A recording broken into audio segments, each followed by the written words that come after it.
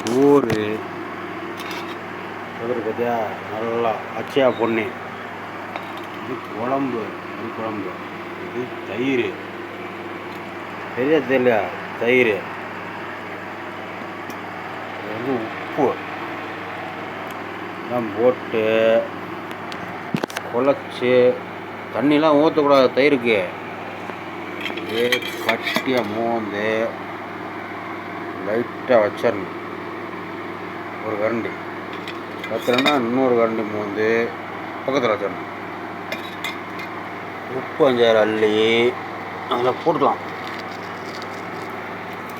குழச்சி அடித்தா கும்முன்னு இருக்கும். சொத்து போனதையும் பார்த்துக்க. இதெல்லாம் சாப்பிட்டு வாழ்கிறோமுங்கய்யா நாங்களாம். நல்லா தரமான சோறு, எங்கள் தோட்டத்தில் விளைஞ்சது, என் மாட்டு தயிர், எண்ணெய் முதற்கொண்டு எனது சொந்தமாக தயாரிச்சது.